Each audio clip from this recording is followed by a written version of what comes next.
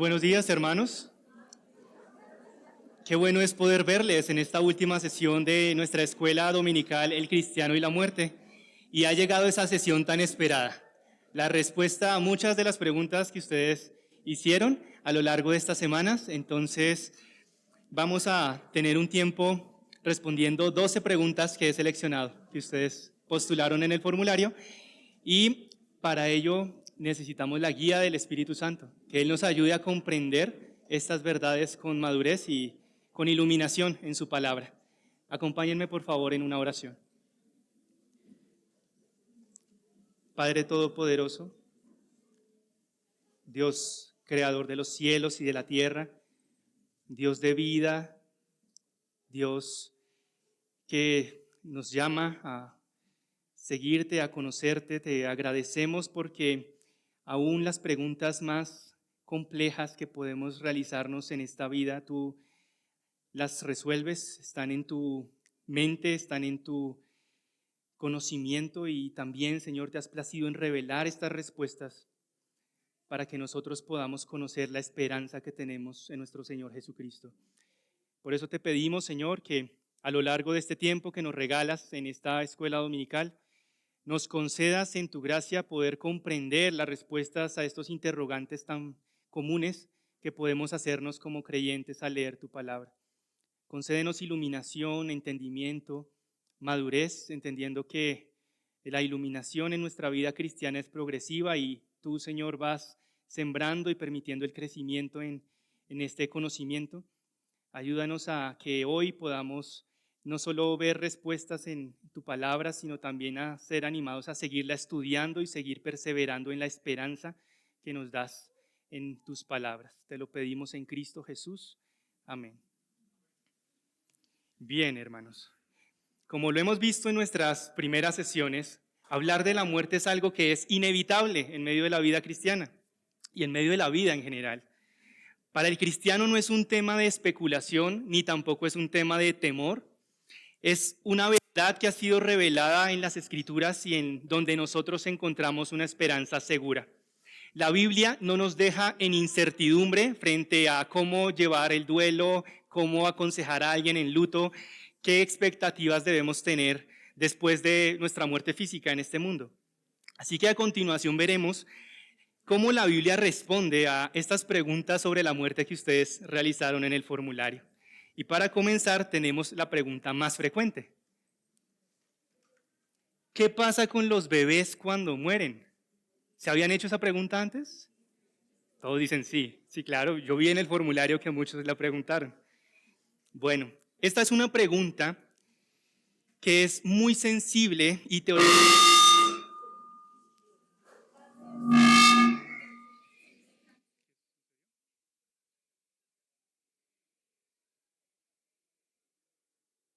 ¿Están bien sus oídos? Los míos creo que no. Pero, ok, no era una prueba de sensibilidad, ¿no?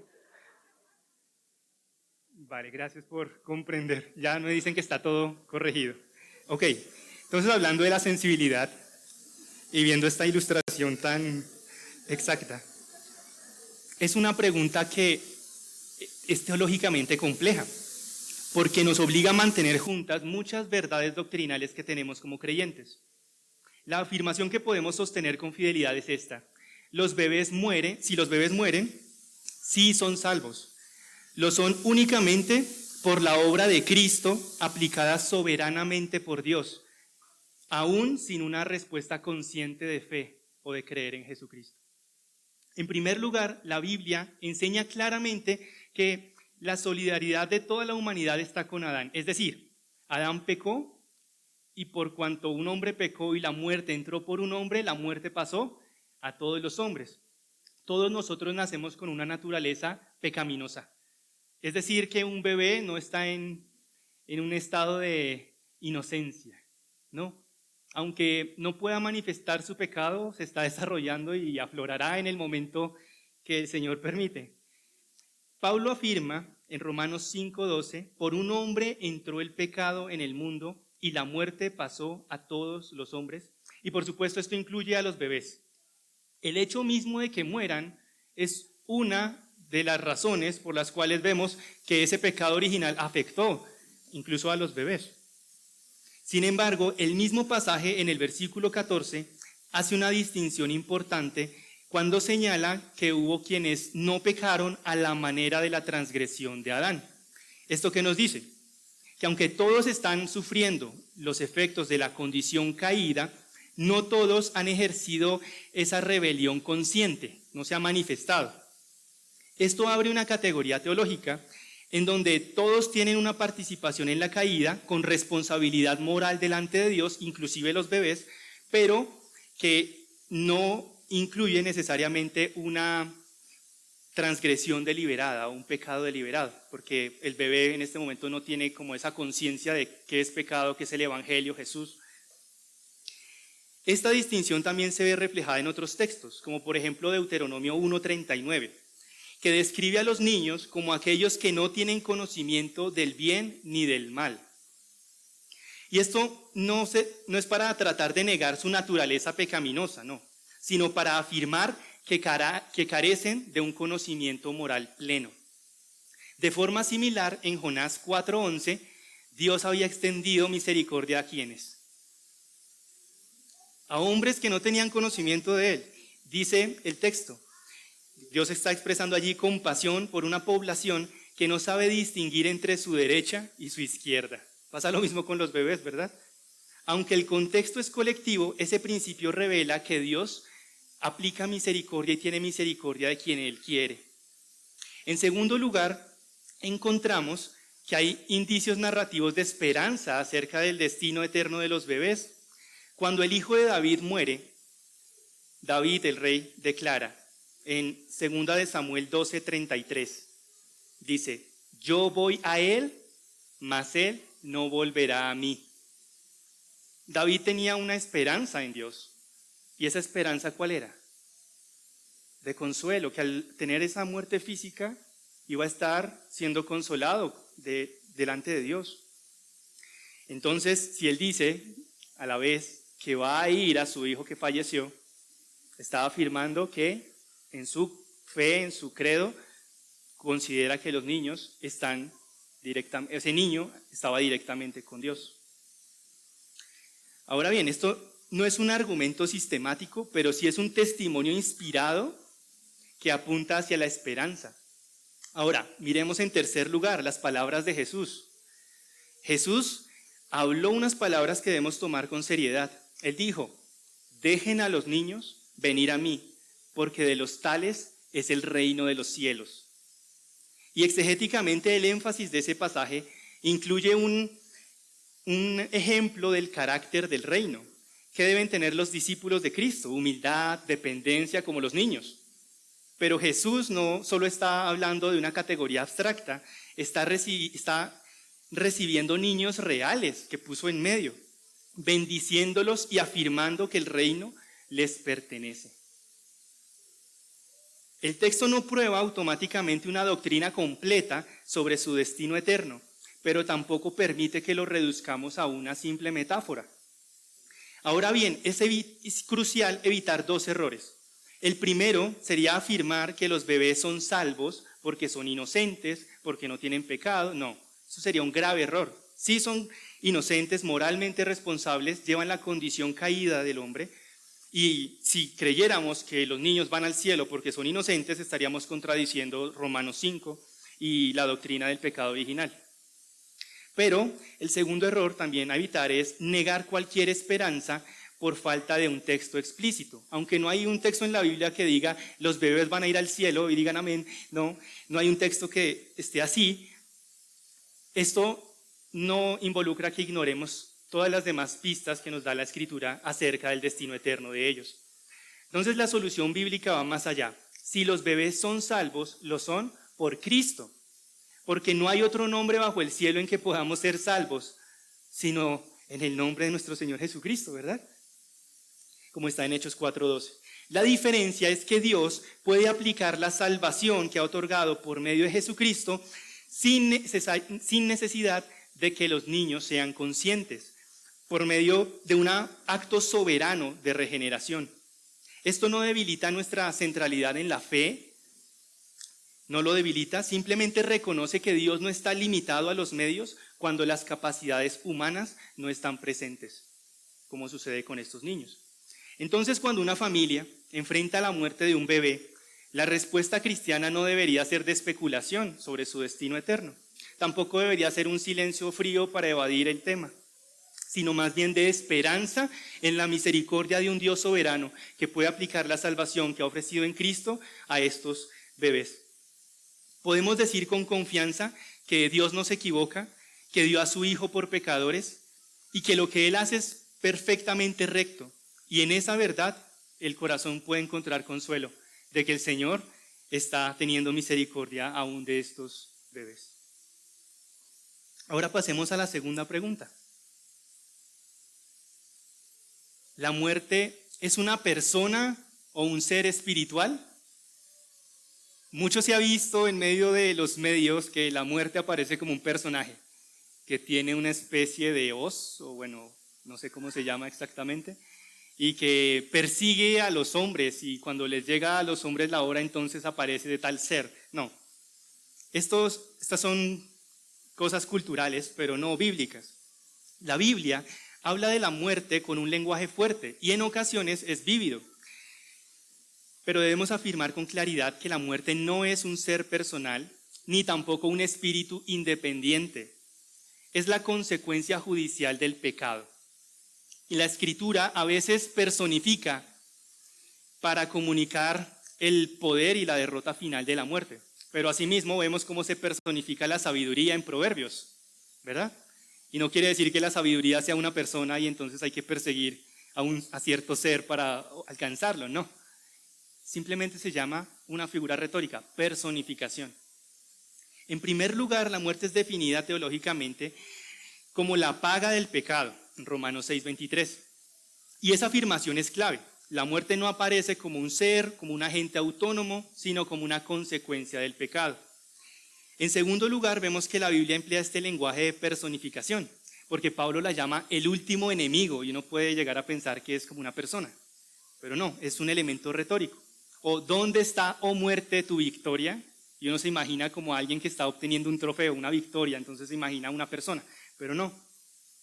Es simplemente una realidad que es abstracta, pero la Biblia las representa como una personificación para dar un elemento de enseñanza o retórico. El libro de Apocalipsis intensifica ese recurso de la personificación. En Apocalipsis 6:8 aparece un jinete llamado Muerte, seguido por el Hades. Sin embargo, este pasaje pertenece a un género que es profético, y en esa profecía hay algunos elementos de simbolismo, que justamente allí aparece la personificación. Y en tercer lugar, es importante distinguir la muerte de Satanás, porque la Escritura conecta al diablo con la introducción del pecado y por tanto con la esclavitud a la muerte. La Escritura dice que él es mentiroso y homicida desde el principio. Sin embargo, eso no significa que la muerte sea Satanás, ni que sea idéntica a él. Más bien, Satanás utiliza la muerte como un instrumento de temor y de condenación. Pero ambos son finalmente derrotados por el Señor Jesucristo. Entonces, la muerte es una realidad, no es un ser autónomo.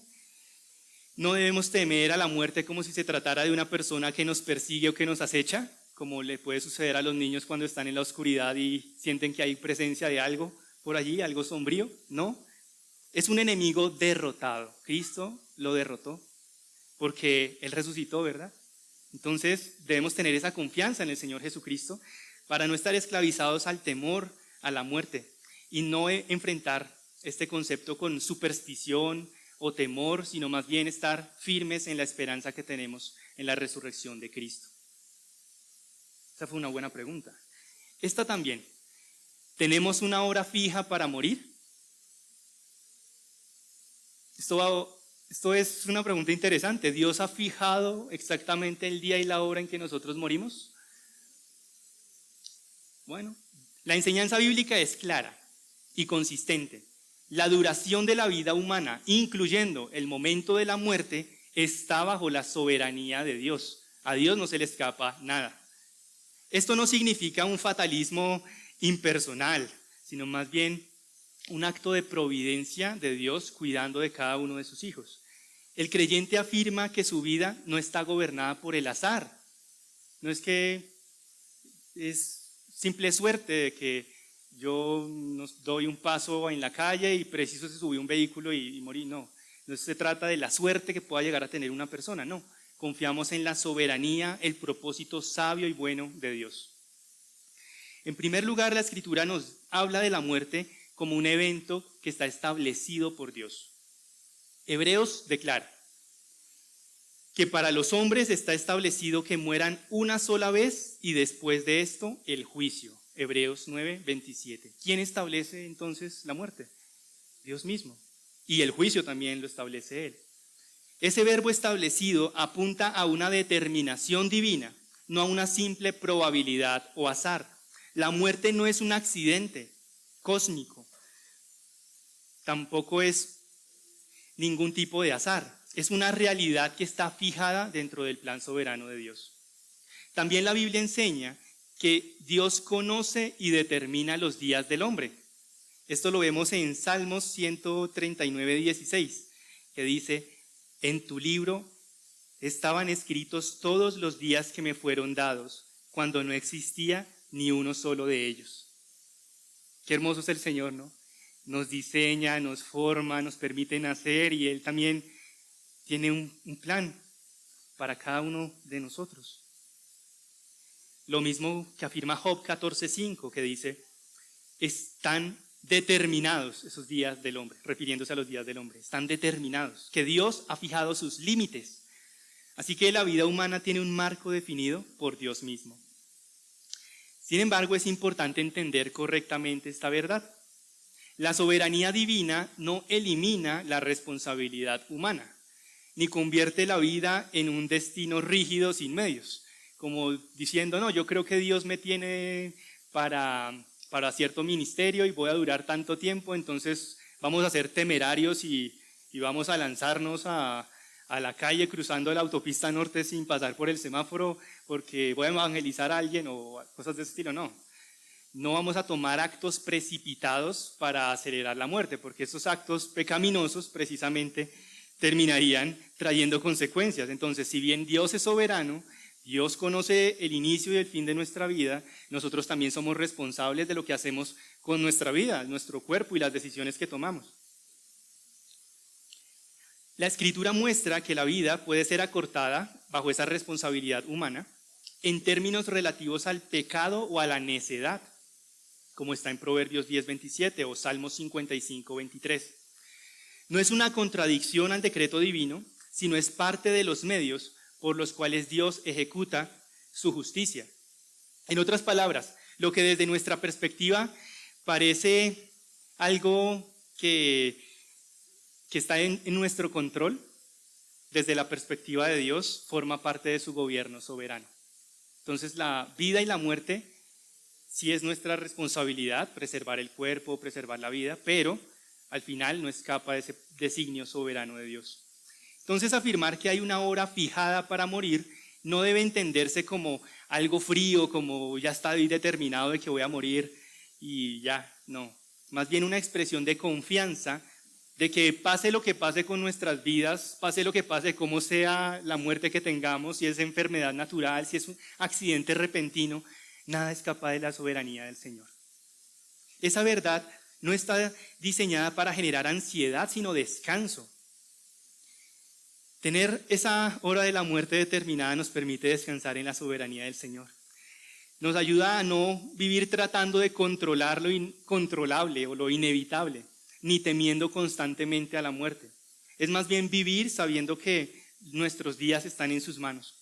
Y eso nos produce una vida que es sobria, responsable también, pero libre del pánico o de cualquier temor.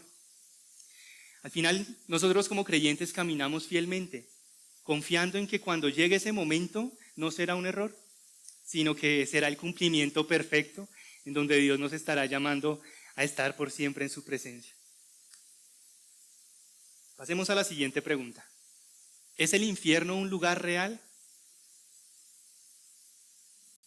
Hemos hablado de varios lugares, ¿no?, que de pronto suenan extraños para nosotros. El Seol o Hades, que significa lo mismo, que es un lugar de los muertos, un estado intermedio. Lo hablamos, el alma es el que desciende al Seol. ¿El cuerpo a dónde descendía? Este es un quiz, ¿no sabían que había quiz?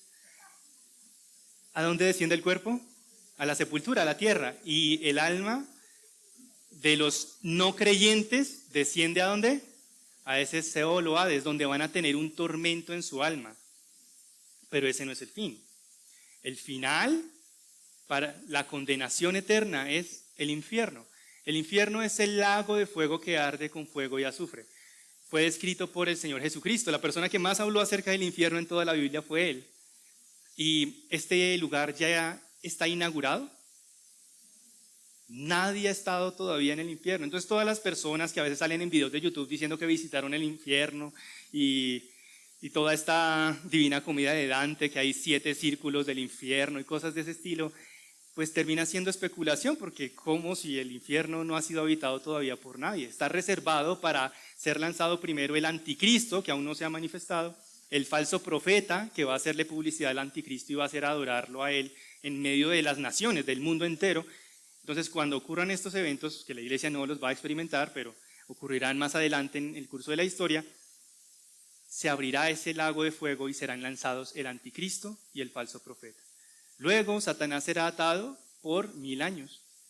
1000 años que dura atado y después se desata. Y cuando se desata, engaña nuevamente a las naciones y después de engañarlas, Satanás también termina allá. Y ya nos quita esa idea de que el infierno es como Satanás gobernando el infierno con su tridente y trinchando a cada persona que está allá.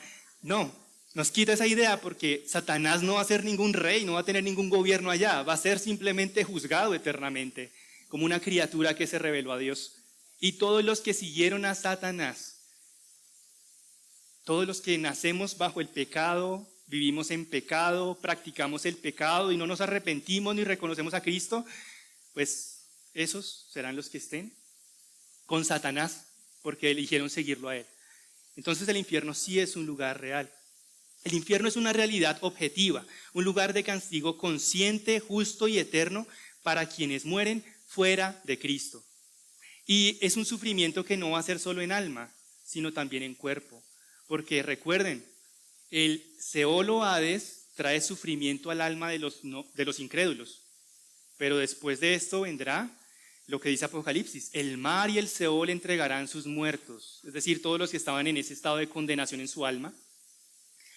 Y se abrirán los libros y serán juzgados conformes a sus obras.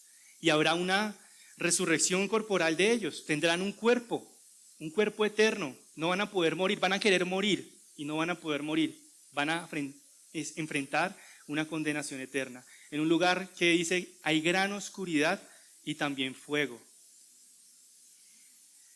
Entonces es ahí donde nosotros nos damos cuenta que sí es una realidad fuerte, impactante. Jesús habló del infierno como una realidad concreta. Mateo 25:41 declara: apártense de mí, malditos, al fuego eterno preparados para el diablo y sus ángeles. El lenguaje aquí no nos describe una condición emocional interna, sino un destino completamente definido, preparado y eterno, duradero. La expresión fuego eterno no apunta solo a la intensidad. Cuando uno se imagina el fuego, que es un dolor intenso, cuando se han quemado alguna vez, imagínense esto calentado cuántas veces más. Es un dolor intenso, pero dice fuego eterno, es decir, no se apaga. No solo apunta a intensidad, sino a permanencia. En segundo lugar, el Señor enfatizó la continuidad consciente del castigo. Marcos 9:48 describe el lugar donde el gusano de ellos no muere y el fuego no se apaga. Y esa frase, que está tomada de Isaías, es una forma enfática de comunicar que el castigo no cesa ni se extingue. No se trata de aniquilación, como han creído algunos, sino de existencia y permanencia bajo un juicio. La enseñanza del Señor Jesucristo se confirma también en la parábola del rico y Lázaro, como ya lo habíamos estudiado. Hay tormentos temporales, pero al final ya no hay escape. Después de la muerte física ya no hay escape de ese lugar temporal y tampoco de la condenación eterna en el infierno. Y el libro de Apocalipsis culmina esta enseñanza con la imagen del lago de fuego que se inaugura por el anticristo y el falso profeta, donde lo pueden encontrar en Apocalipsis 19:20. Y luego también lo sigue llenando Satanás y todos los condenados que allí son arrojados tras el juicio final, es decir, los que siguieron a Satanás. Este mismo pasaje declara que el diablo será atormentado día y noche por los siglos de los siglos. Así que Satanás no es rey de nada.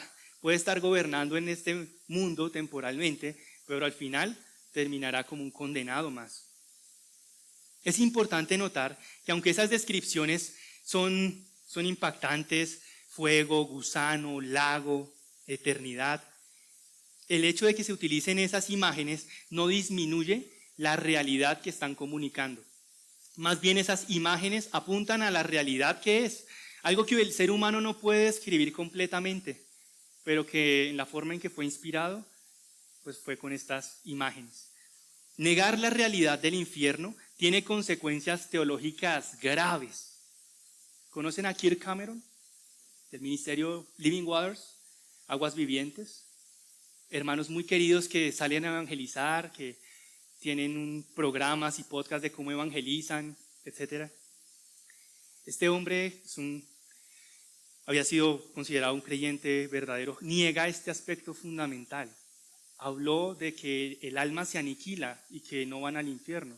Este hombre, después de haber evangelizado a tantas personas, ¿qué dolor debe producirnos?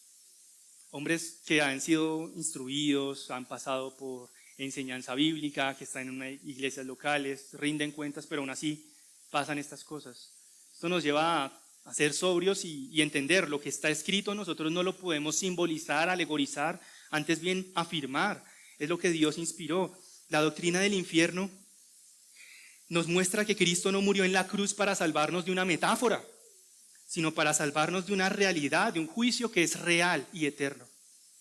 La doctrina del infierno no fue dada para alimentar la curiosidad, sino para despertar esa seriedad de que tenemos una eternidad. Si estamos sin Cristo, vamos a tener que afrontar el Hades y luego el infierno.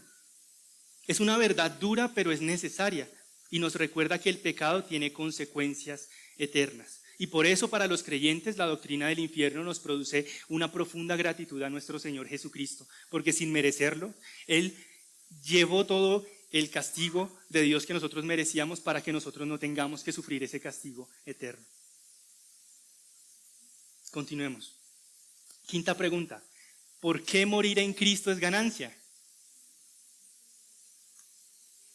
Y uno diría, bueno, pues es que vamos a estar en la presencia de Cristo y ya está la respuesta, pero tiene matices valiosos que quiero que los abordemos. La afirmación de Pablo de Filipenses 1:21 es sorprendente y teológica. Dice, para mí el vivir es Cristo y el morir es ganancia. Y con esto la Escritura nos enseña que morir en Cristo es ganancia, porque introduce al creyente en una comunión inmediata con el Señor Jesucristo, una comunión que es consciente, plena con el Señor, libre de la presencia del pecado y asegura la esperanza de la resurrección. En primer lugar, esa muerte es ganancia porque implica estar directamente con Cristo. Como Pablo lo explica en el versículo 23 del mismo pasaje. Él tiene el deseo de partir y estar con Cristo, lo cual es muchísimo mejor.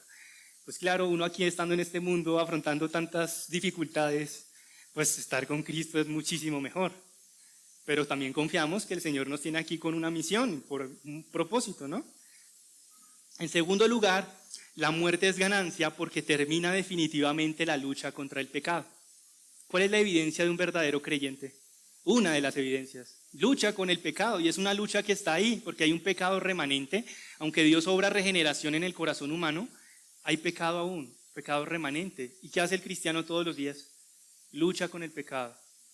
Cuando falla le duele, se duele por el pecado, se arrepiente, confiesa su pecado delante de Dios, intenta restituir el daño si causó daño a su prójimo, que siempre cualquier pecado, por más que parezca oculto, está causando daño alrededor, intenta restituir el daño y se empieza a arrepentir, es decir, a no volver a practicar lo mismo. Ahora, si hay alguien que está sentado aquí y afirma ser creyente y no lucha con el pecado, sino que se está lanzando y como que es un pecadillo, eso el Señor lo perdona y lo toma muy a la ligera, posiblemente usted no sea creyente. debo advertirlo, la mayor evidencia de un verdadero creyente es lucha con el pecado. Pero esa lucha termina ¿cuándo? Cuando partimos con el Señor Jesucristo, porque recibiremos un cuerpo glorificado y ese cuerpo glorificado ya no tiene ese remanente de pecado. De esa forma podemos obedecer plenamente a Dios y sus estatutos. Entonces termina la lucha con el pecado y eso sería un descanso. Así como, ¿se han visto el progreso del peregrino? Cuando se llega a la cruz se cae completamente todo ese peso que estaba llevando a cuestas y que crecía mucho más. Pero ahí terminó ya, terminó la travesía, ¿no? Ahí tenía que seguir luchando con Napoleón y tenían que pasar el gigante de desesperación y muchas otras dificultades en la vida hasta llegar a la ciudad celestial. Entonces al final, esa alegoría que hizo John Bunyan nos muestra que llegamos a la cruz, se nos quita el peso del pecado, pero la lucha sigue. Pero termina cuando llegue esa muerte física. Y en tercer lugar, la muerte es ganancia porque no puede separar al creyente de Cristo, sino que lo acerca más plenamente a Él. Romanos 8, 38 al 39 declara que ni la muerte nos podrá separar del amor de Dios, que es en Cristo Jesús, Señor nuestro. Entonces la muerte, que para el incrédulo sería la entrada al juicio, para el creyente se convierte en el medio por el cual se profundiza su unión con Cristo, que ha comenzado desde esta vida, pero se consuma plenamente al partir.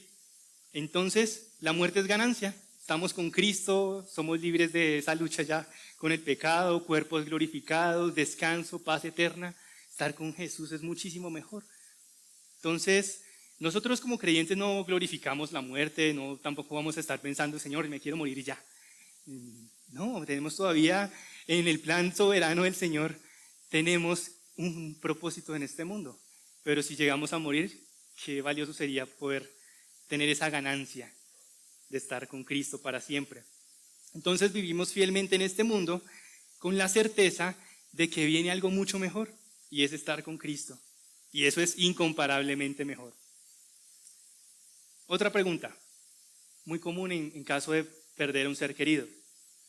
¿Es mejor enterrar el cadáver, el cuerpo, o cremar, que es hacerlo con fuego?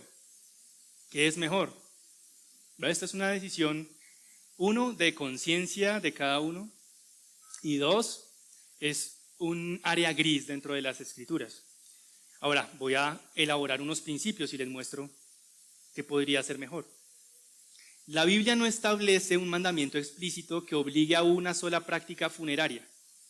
Sin embargo, sí enseña con claridad que el cuerpo humano posee dignidad ante Dios y está destinado a la resurrección. Así que cualquier forma de disposición debe reflejar esa verdad.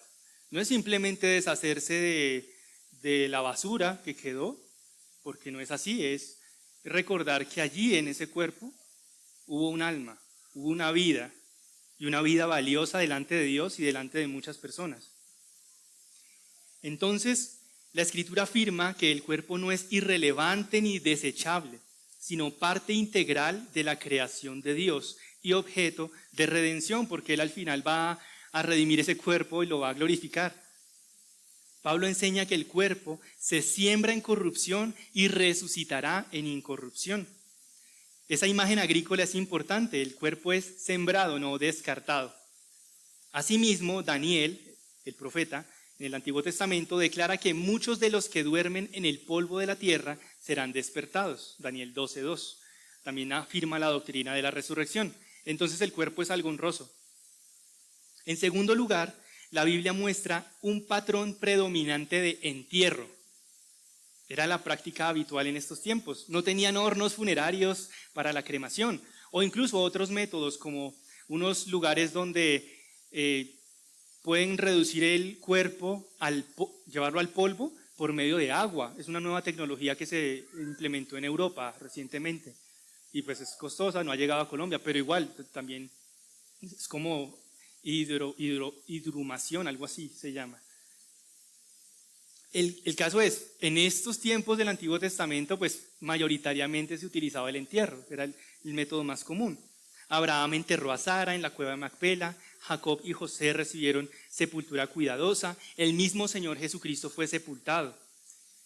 El entierro, en ese entierro, en el testimonio bíblico, parece comunicar de manera visible la expectativa de la resurrección, de que está ahí el cuerpo, pero será resucitado. Sin embargo, ese patrón narrativo es una descripción, no es un mandato. La Escritura no establece un mandato directo que prohíba la cremación o otras formas de método funerario.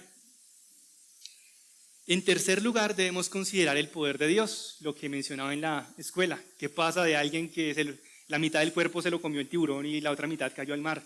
¿No? Al final el Señor es soberano y Él puede resucitar ese cuerpo donde quiera que esté. Lo importante es que nuestra responsabilidad humana, al momento de optar por un método funerario, pues lo hagamos con uno que honre, entendiendo que no es simplemente desechar. Entonces, aunque la cremación no se puede declarar automáticamente por el testimonio bíblico, no es un pecado, no dice cualquier otro método de funerario es pecado, no lo dice.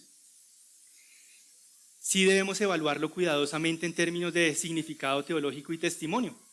En algunos contextos, históricamente la cremación estuvo asociada con la negación de la resurrección o incluso con el paganismo, como lo hacen los hindúes. Cuando moría alguien, lo llevaban a la hoguera e incluso ponían a su esposa y la ponían también a la fuerza a la hoguera para que murieran los dos y los cremaban.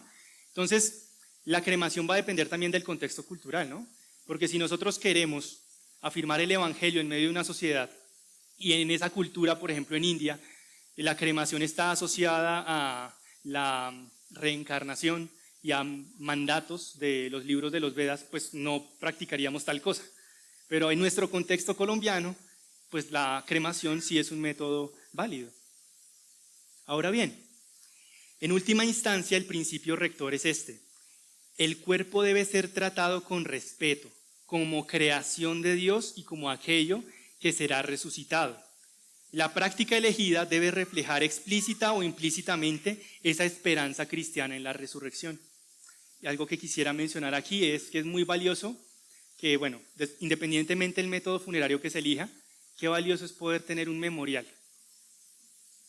¿Saben qué es un memorial? Diferente a una velación en una sala funeraria donde está el cadáver, un memorial es una reunión que se hace tiempo después, donde los amigos, cercanos, familiares, miembros de la iglesia se reúnen para dar gracias a Dios por la vida que tuvo esa persona y recordar lo que el Señor hizo en medio de las obras de esta persona y recordarlo con afecto, entendiendo que hay esperanza en resurrección y proclamar el evangelio. Entonces, qué hermoso es tener un memorial como lo tuvo el pastor John MacArthur. ¿Alguien pudo ver cómo fue el método funerario del pastor John MacArthur?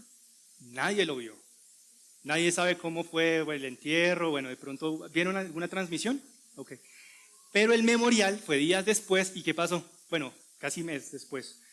Se reunieron todos los amigos de ministerio y recordaron la vida de John MacArthur. Sus hijos fueron los que dieron testimonio de lo que había hecho su padre, el legado que dejaba, y fue un momento valioso para anunciar el evangelio. Entonces, considerar un memorial es algo valioso que lo quiero dejar en sus mentes.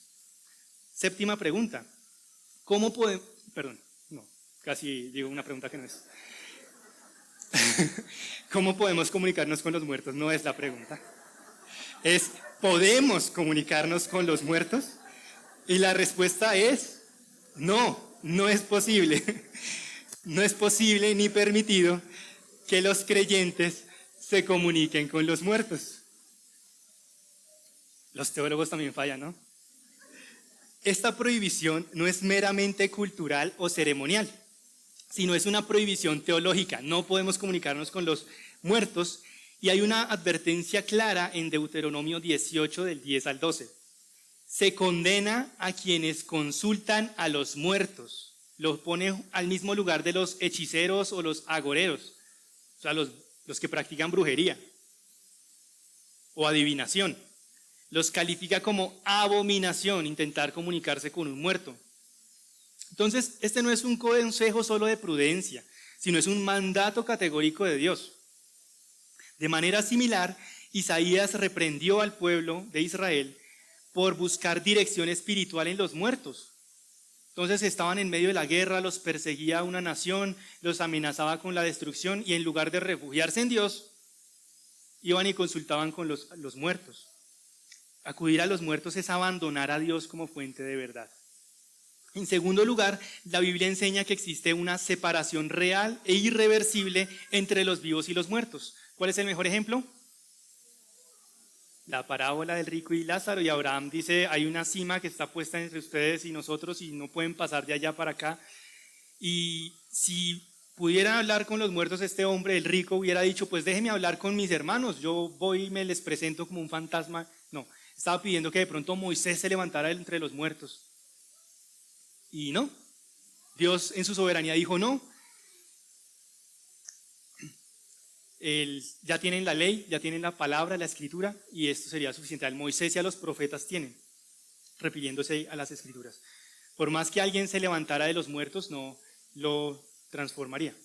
Entonces, ese intento de comunicarse con los muertos no solo es inútil, sino espiritualmente peligroso. ¿Han visto muchos cementerios donde hay personas que están intentando comunicarse con él y oran que que la mamá lo bendiga desde el cielo, que el papá lo bendiga desde el cielo, que el hermano que lo perdone desde el cielo? ¿Podemos hablar con los muertos? Entonces, más bien que en vida podamos amar a las personas que Dios nos da y poder también arreglar nuestras diferencias para que podamos estar en paz con todos siempre en la medida que lo permita el Señor. Ahora, esta provisión es que Dios ya ha provisto una revelación suficiente acerca de la vida y de la muerte y por tanto no hay comunicación con los muertos. Si tenemos a Cristo, tenemos la palabra, tenemos el Espíritu Santo, pues estos deben ser los medios a donde acudimos. En momentos de dolor o pérdida, la tentación de buscar señales de contacto, que vi a mi abuelito muerto que aparecía en la escalera o que estaba por allá, al final esa no es la esperanza que nosotros tenemos. El camino bíblico es otro: acudir a Dios, confiar en sus promesas y descansar que Él gobierna soberanamente tanto en la vida como en la muerte. Esto nos lleva a la pregunta 8. ¿Existen almas penando o apariciones? Esto de los cazafantasmas o de las personas que han visto fantasmas que los atormentan, ¿cómo explicamos eso? Y incluso salen en videos en internet y que graban que aparece como una persona luminosa de la noche y desaparece y todo el mundo queda, ¿y qué pasó ahí? Bueno, la enseñanza bíblica es clara: no existen almas humanas de muertos vagando en la tierra ni penando entre los vivos. La Escritura presenta un patrón que es consistente. Después de la muerte, cada persona entra inmediatamente en un estado definido delante de Dios, que sería el estado intermedio y luego el destino final, sea para salvación o para condenación en el infierno. Pero no hay un tránsito intermedio en este mundo. En primer lugar, el destino del creyente es directo y consciente. Morir es partir y estar con Cristo. Y estar ausentes del cuerpo es estar presentes al Señor. Así que no hay indicio de permanencia de un alma por ahí en medio de la tierra. En segundo lugar, el destino del incrédulo es inmediato. Desciende al Hades y de ahí ya no puede salir, como lo veíamos en la historia del rico y Lázaro. Hebreos 9:27 lo afirma nuevamente. Está establecido, mueren una sola vez y después de esto, el juicio. No dice después de esto, penan unos años y después sí el juicio, no. Ahora bien, surge la pregunta de 1 Samuel 28. ¿Qué sucedió? Estaba el rey Saúl, se había rebelado con Dios y Samuel le había anunciado que Dios ya lo iba a dejar, lo iba a abandonar, su espíritu ya no lo iba a seguir guiando. Y entonces, ¿qué hizo Saúl? Fue donde una adivina en un lugar llamado Endor, y la adivina de Endor empezó a consultar a los muertos, y el texto dice que Samuel se apareció. Entonces, ¿Samuel estaba penando en la tierra, estaba vagando así en la nación de Israel? No, el texto lo sugiere claramente. El narrador lo llama Samuel y podemos afirmar que sí era Samuel literal.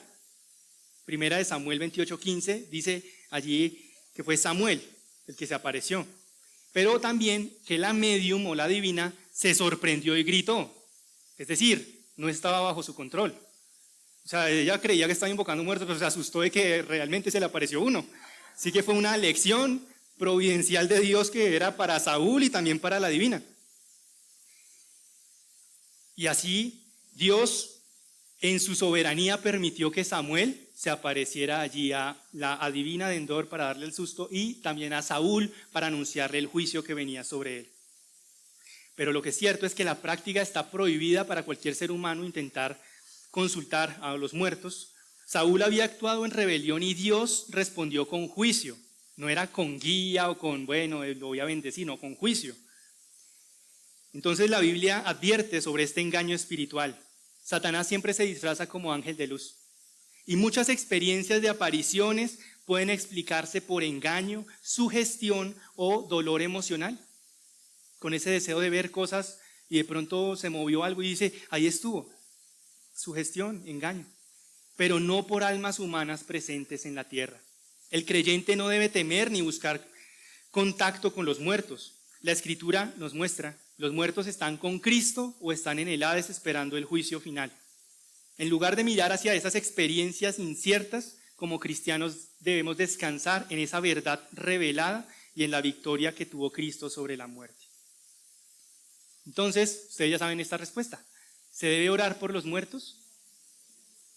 Una práctica del catolicismo romano en medio de un rito funerario es hacer una misa por los muertos.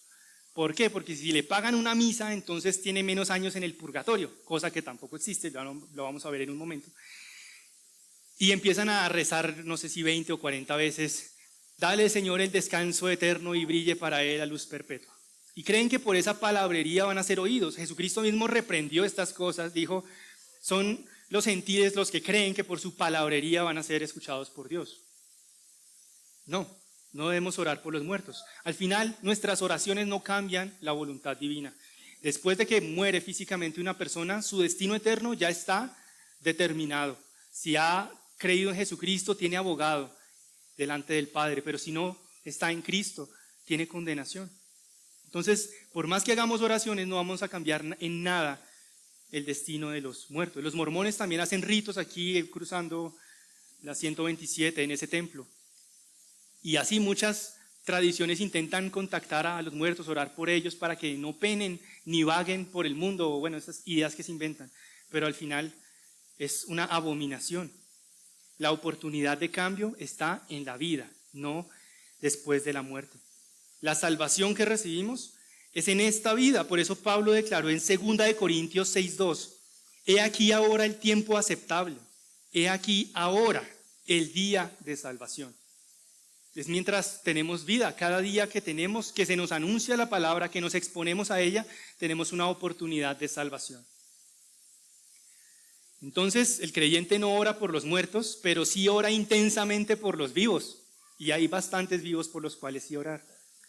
Cuando alguien muere, especialmente sin evidencia de fe, el dolor es real, es profundo, pero la respuesta bíblica no es intentar alterar el destino de ese fallecido, sino confiar en la justicia perfecta de Dios. Pasemos a la pregunta número 10. ¿Cómo actuar cuando muere un incrédulo? Usualmente cuando fallece un incrédulo, si es católico romano, le va a llegar una tarjeta a usted, o lo va a ver el estado en WhatsApp que lo invita a la funeraria o al entierro o a la misa que van a hacer por esa persona. ¿Cómo nosotros los creyentes debemos asumir estas invitaciones? ¿Cómo nosotros podemos acompañar a los incrédulos? La Biblia nos llama como creyentes a una respuesta que es equilibrada. Por una parte, somos llamados a actuar con compasión genuina, pero sin participar con prácticas que contradicen el Evangelio, manteniendo un testimonio claro de la verdad.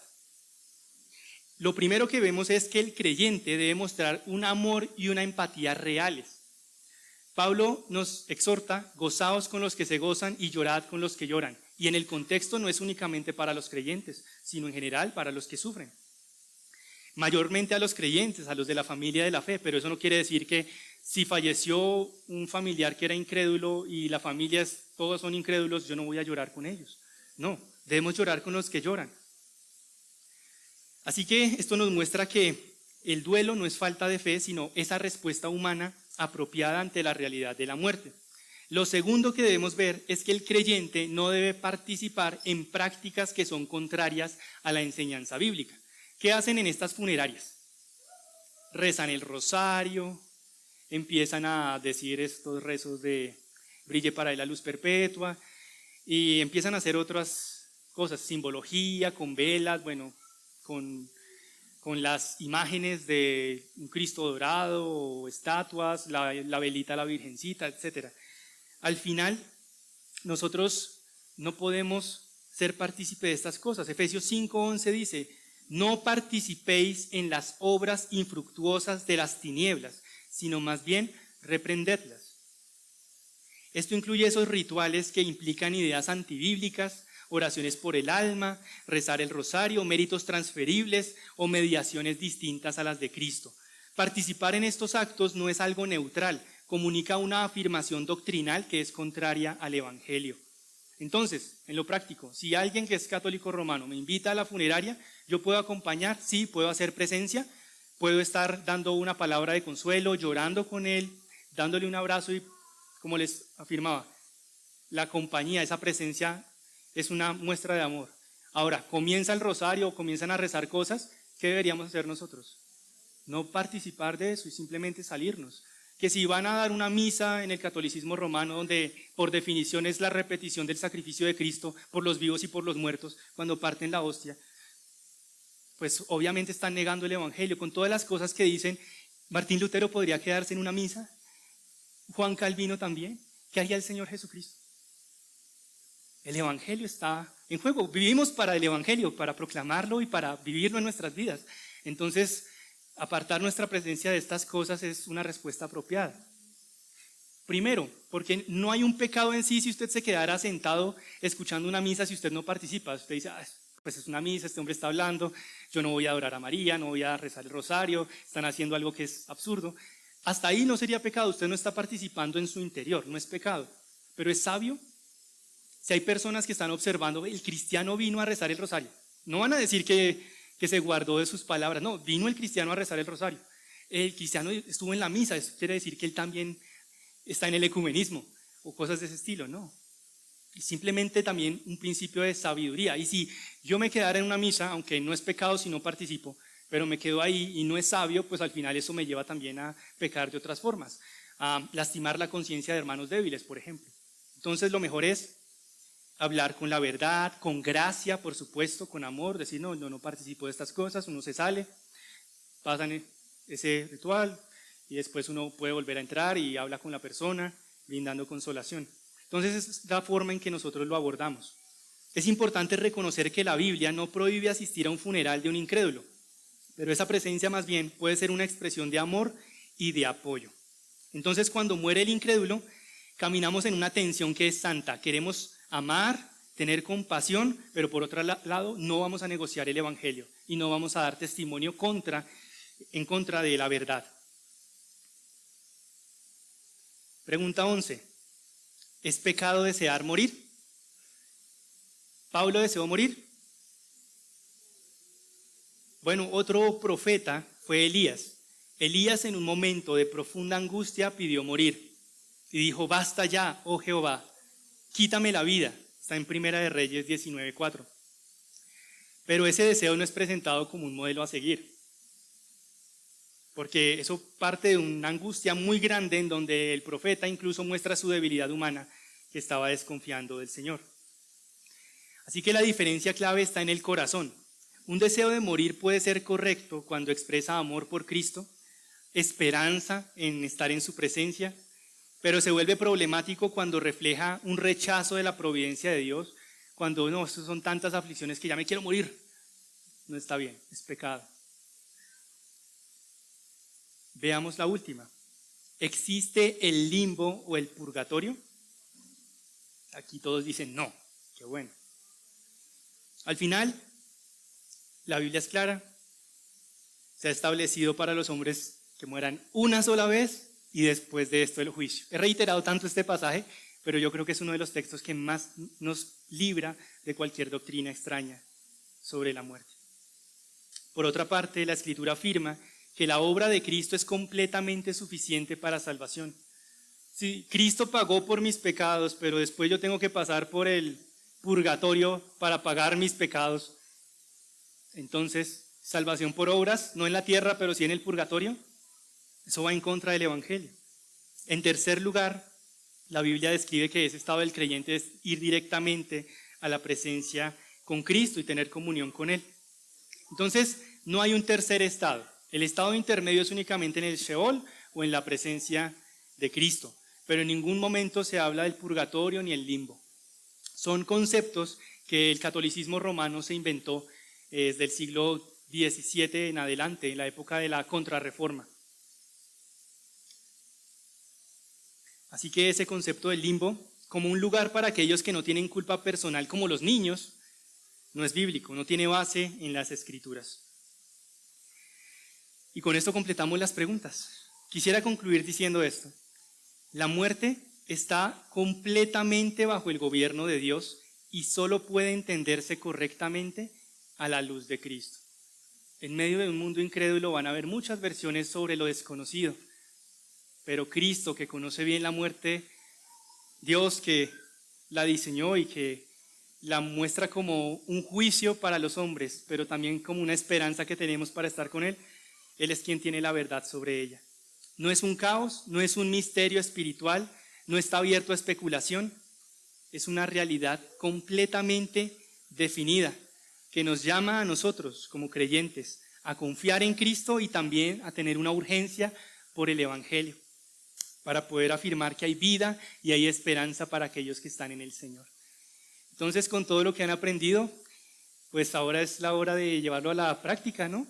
Si pueden corregir algo que de pronto en el consuelo que daban a otros, en la percepción que tenían sobre la muerte, poder entregar esos temores al Señor, poder pedirle a Dios que le dé compasión y amor hacia los demás y así, de esa forma, crecer en santificación para que puedan honrar a Cristo mientras estén en esta vida y esperamos estar después de la muerte con Él.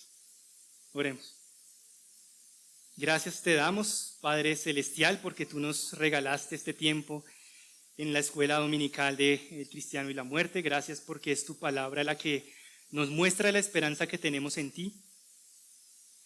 Gracias, Señor, porque nosotros estábamos muertos espiritualmente y tendríamos una muerte eterna, pero en Cristo nos diste la vida, la victoria sobre la muerte. En ti, Señor Jesús, está nuestra esperanza y por eso te pedimos que nos llenes de gozo, de confianza, de que aunque pasemos por valles de sombra de muerte, tú estás con nosotros, de que nos llenes, Señor, de convicción sobre esta verdad que tú has revelado, sobre el paraíso o el infierno, que podamos confiar que Cristo nos llevará con Él al paraíso desde el mismo momento de la muerte física o en el rapto, que también tengamos compasión por aquellos que están camino hacia esa muerte eterna y podamos anunciar el Evangelio para que tus escogidos, Señor, sean salvos. Confiamos que tú eres nuestra esperanza, nuestra razón de vida y aunque anhelamos estar un día contigo, ayúdanos a soportar las aflicciones que tenemos en este mundo presente con la esperanza de que con la muerte también llegará el descanso y estaremos en plenitud contigo para siempre. Te lo pedimos en Cristo Jesús. Amén.